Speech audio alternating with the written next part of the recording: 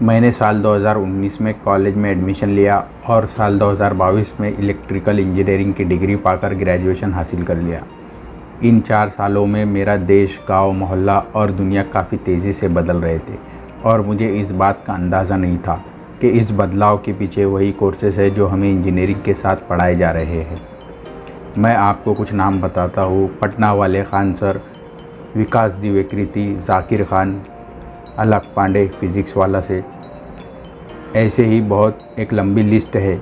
Simple जगहों से आने वाले ये लोग, इनमें काबिलियत तो हमेशा से थी, लेकिन 2015-16 से पहले इन्हें कुछ ही लोग जानते थे, लेकिन फिर ये एक लहर पर सवार हुए। देखें आज ये किस मुकाम पर है। ये जिस लहर पर सवार हुए उसका नाम था 4G, fourth generation of mobile network. इसी तरह हमसे कुछ महीने की दूरी पर 5G की क्रांति खड़ी है और मुझे ऐसा लगता है कि इसे लेकर हमारी समझ दुरुस्त होनी चाहिए, तभी हम अपने और अपनों के लिए बेहतर फैसले ले पाएंगे। मोबाइल कम्युनिकेशन में सारा खेल डेटा का ही है और 5G में सबसे बड़ा बदलाव डाटा ट्रांसफ़र स्पीड में होने वाला है। एक अंदाजे के मुताबिक 4G में एक HD मूवी को डाउनलोड करने में 10 मिनट का वक्त लगता है। 5G नेटवर्क में यही मूवी 1 सेकंड में डाउनलोड हो जाएंगी। जहां 4G से ज़्यादातर 300 Mbps की स्पीड आती थी, 5G से 20 Gbps तक की स्पीड देने का दावा किया जा रहा है और जहां 4G में 70 मिलीसेकंड की लेटेंसी होती थी, 5G में ये लेटेंसी घटकर 1 मिलीसेकंड हो जाएंगी। मोबाइल से डाटा जाने और लौट के आने में जितना टाइम लगता है उसे लेटेंसी कहते हैं।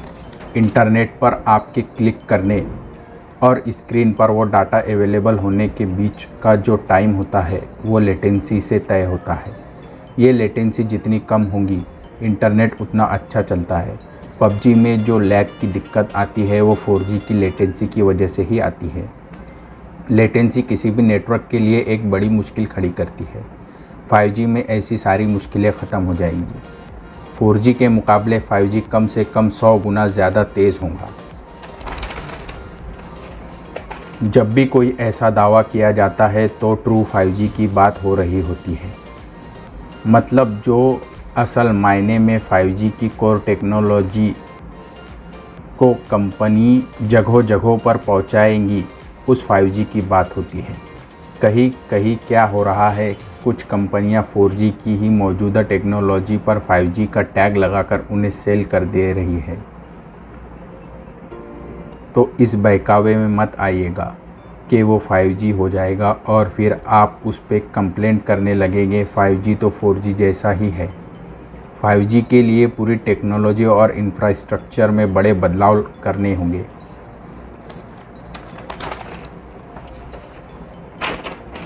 लेकिन उसके बावजूद हर इलाके में ट्रू 5G स्पीड नहीं मिल पाएंगी। ये लंबा खेल है और इसे समझने के लिए हमें 5G की टेक्नोलॉजी और उसके पीछे काम कर रहे इंफ्रास्ट्रक्चर को समझना पड़ेगा, ताकि आप ये समझ सके कौन असल मायने में हमें 5G दे रहा है और कौन हमें बना रहा है। मोबाइल कम्युनिकेशन के लिए डाटा को रेडियो सिग्नल के ज़रिए पहुंचाया जाता है। आपके मोबाइल फ़ोन और मोबाइल टावर कुछ रेडियो वेव्स के मीडियम से कांटेक्ट में रहते हैं। ये रेडियो वेव्स अलग अलग फ्रीक्वेंसीज़ पर ट्रैवल करती है और हमने ये समझा है कि अलग अलग फ्रीक्वेंसीज़ वो रास्ते हैं जिनके थ्रू कोई भी ऑपरेटर अपना डाटा भेज सकता है। 5G की टेक्नोलॉजी के लिए एक इम्पॉर्टेंट बदलाव इन्हीं फ्रीक्वेंसी में किया जाएगा।